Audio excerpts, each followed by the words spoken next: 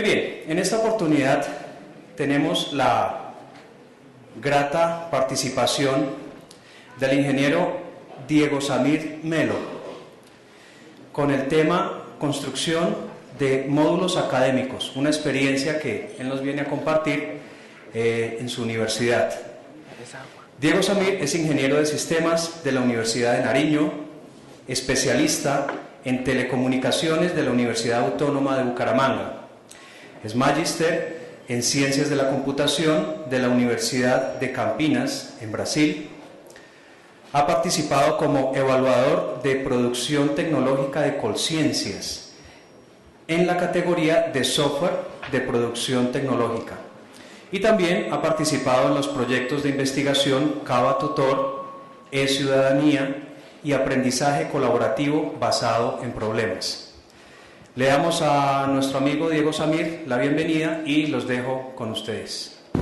Bueno, primero que todo quiero agradecerle al equipo organizador de Moodle Mod por esta invitación y por permitirnos contar la historia de lo que ha sido en la construcción de un andamiaje en la Universidad de Manizales para ofertar programas de educación a distancia.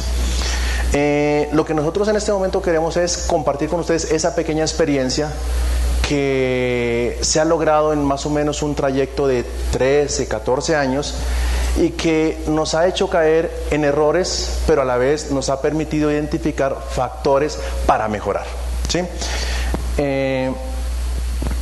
Hemos preparado esta charla con el compañero Edwin Fernando Flores del área de tecnología del Centro de Educación a Distancia y por mí con el fin de digamos, orientarlos a ustedes sobre un poquito el esquema técnico, académico, administrativo que ha construido la Universidad de Manizales para ofertar sus programas, ¿sí?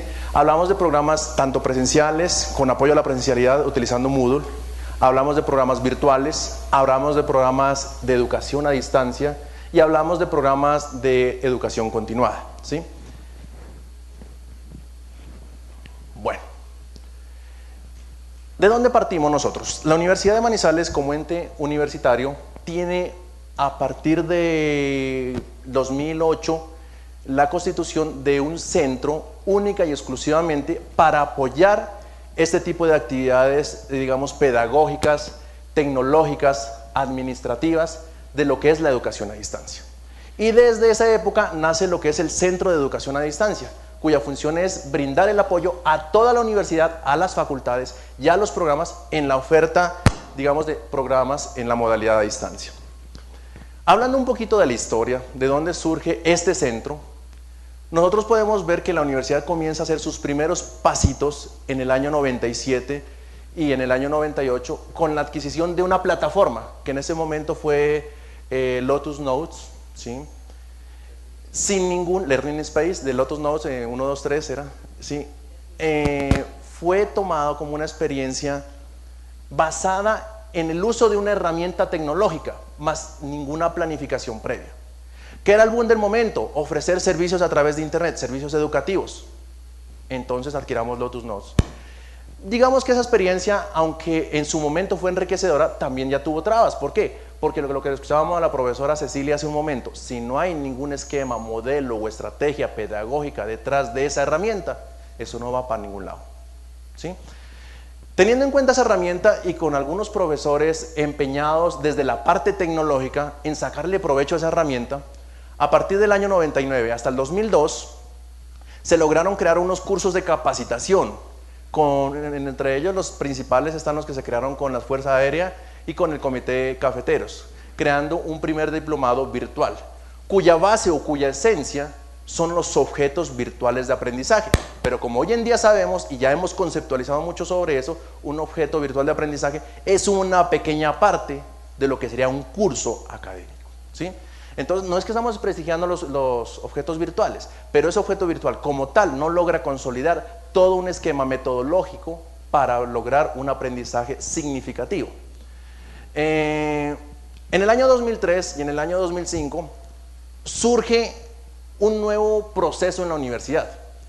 Hubo un grupo de personas desde la Facultad de Ingeniería que se encargó de llevar el software libre a la Universidad de Manizales. Dentro del software libre, ya con Linux implantado en varios de nuestros servidores, empezamos a buscar herramientas y nos encontramos por primera vez con Moodle, ¿sí? Que fue donde empezamos a utilizarlo.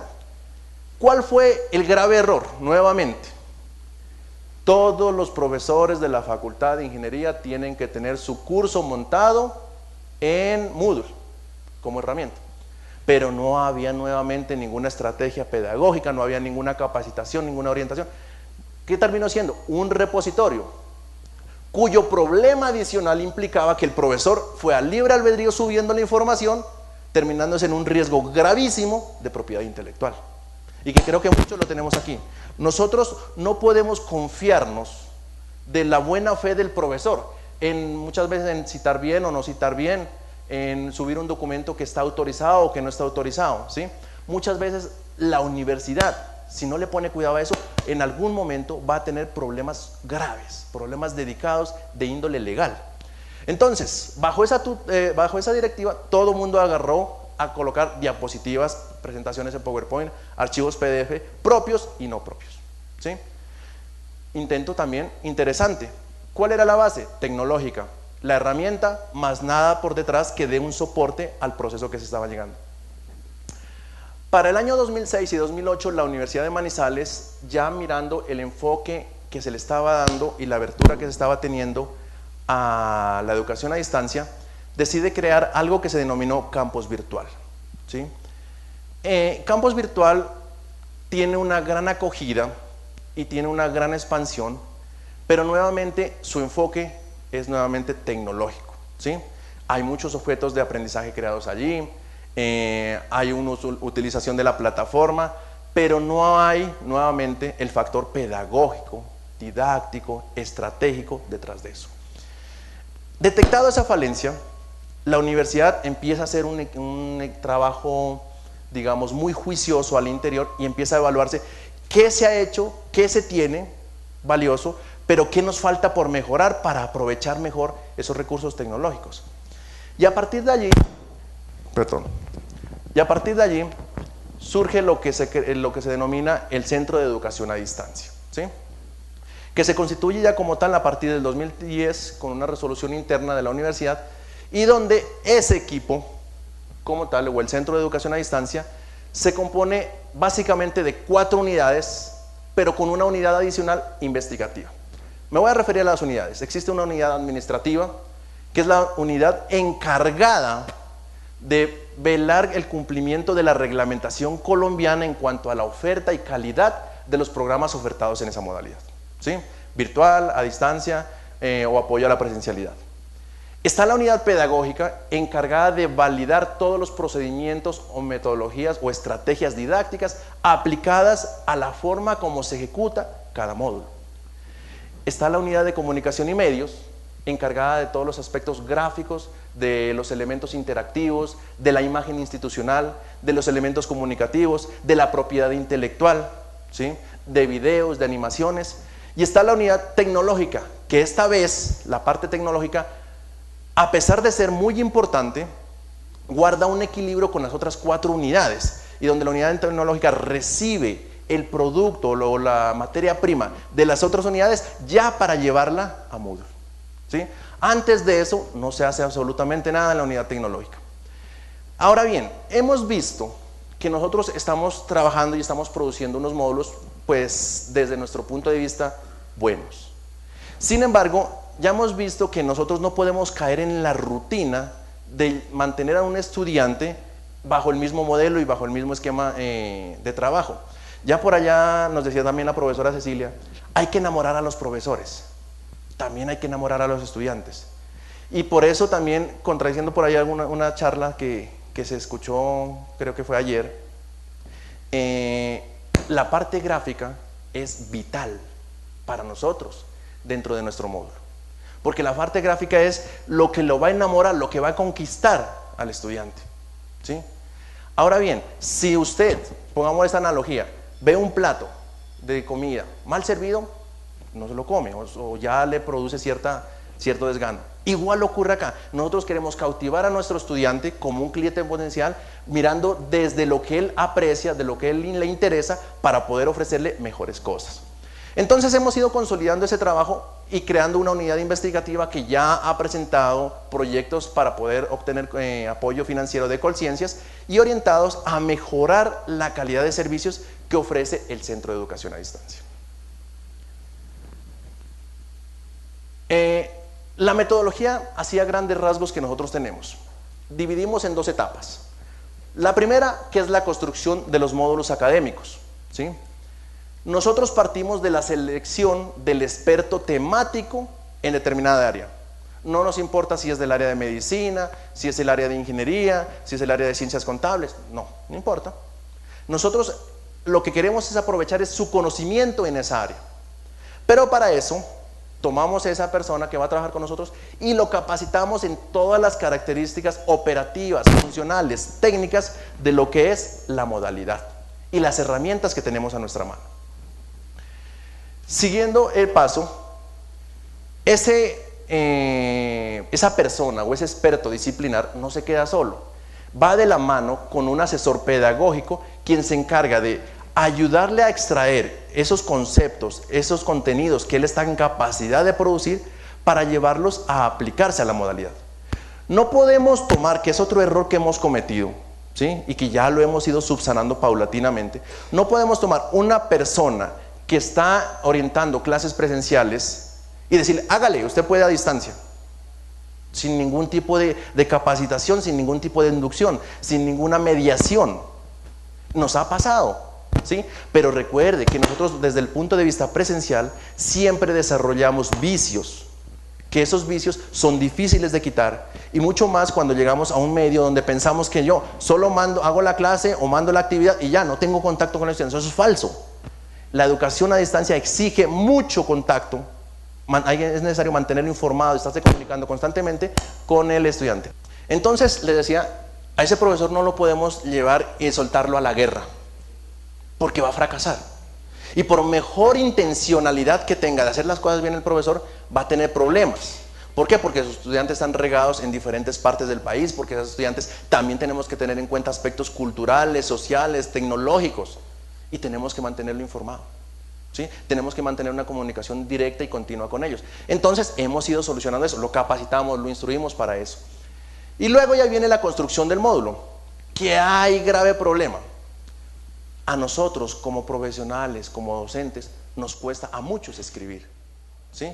Entonces es allí donde debemos buscar una estrategia para ayudarle a producir, que es donde también hemos estado trabajando.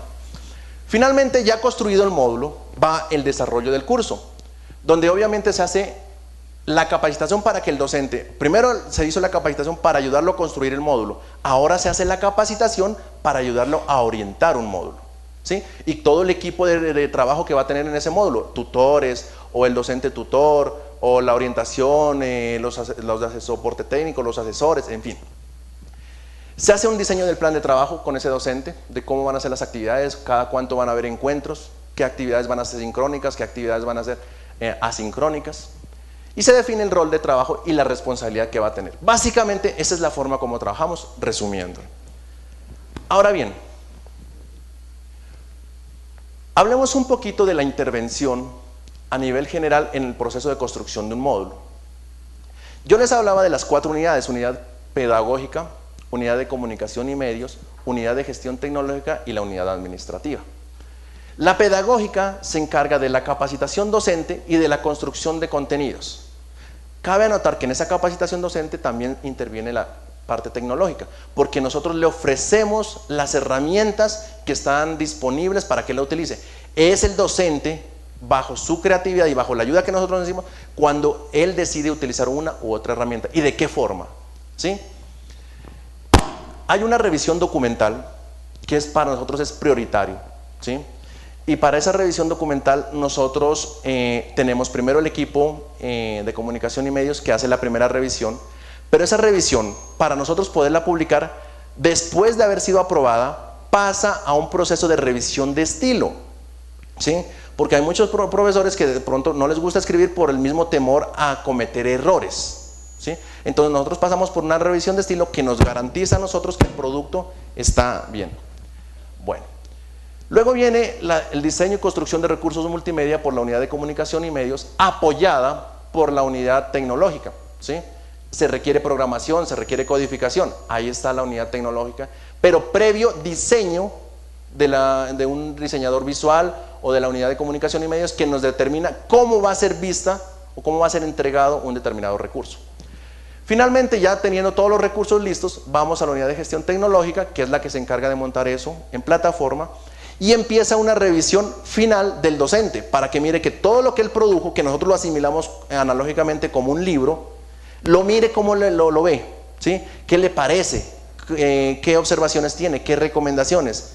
Y ya ahí finalizamos, después de una evaluación, digamos, adecuada, finalizamos con la construcción del módulo. Perfiles y roles del equipo que viene trabajando. Bueno, a nivel de la historia que les comenté hace un ratico, era una persona la que trabajaba antes iniciando un determinado proceso. Era una persona que se encargaba de ayudar a construir los módulos. ¿Por qué? Porque era el ingeniero o el técnico que instaló Moodle. Y ya. Entonces, ¿que cómo anexo un foro? ¿Que cómo agrego un archivo? ¿Que cómo hago un curso? Era el ingeniero el que sabía.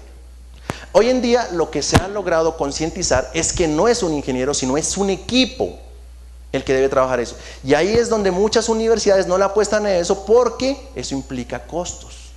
¿Y de qué forma la universidad va a recibir a corto plazo un beneficio? Es muy difícil expresarlo. Pero a un mediano plazo sí, porque significa meterse, naufragar, caerse, volverse a levantar dentro de esos procesos para poder lograr, digamos, un caso exitoso.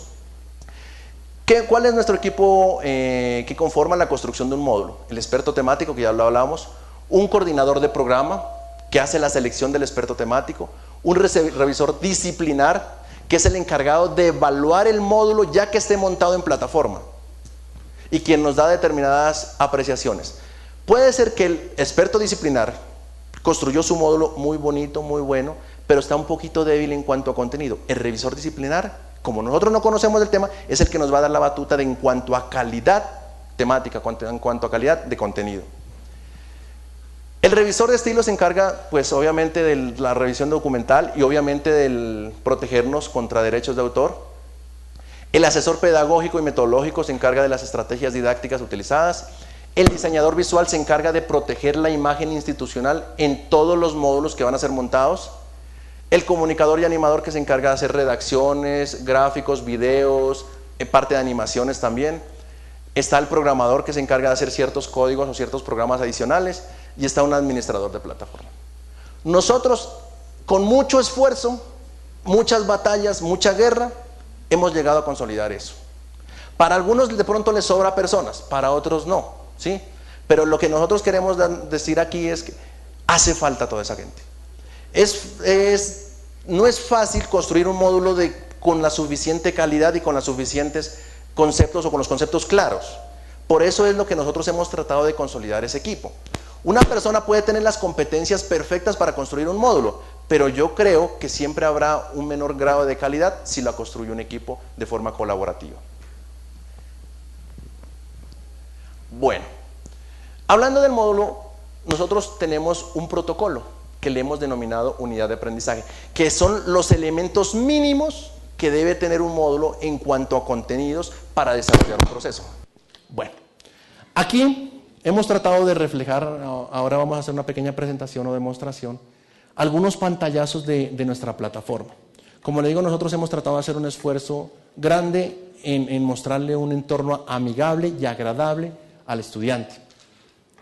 Esta es una plataforma, la primera tradicional que nosotros teníamos, teniendo los componentes tradicionales como una información, un encabezado y los recursos en la parte baja. Esos recursos luego se los cambiamos y le empezamos a utilizar una iconografía que le empieza a dar una identidad a eso. Pero ya pasando al 2.3 decidimos cambiar el entorno y nosotros todos los recursos los agrupamos en diferentes elementos tratando de presentar estos recursos en una ventana modal, ¿sí? Para evitar que el estudiante se nos salga. para evitar esas ventanas adicionales o esas ventanas auxiliares emergentes que se abren y que muchas veces hacen que el estudiante se despiste. Lo mantenemos a el estudiante en su entorno que es Moodle. Le abro en ventana modal, le muestro la información, interactúa, cierra la ventana modal, ¿dónde quedó? Moodle, en la plataforma. Es lo que hemos tratado de hacer.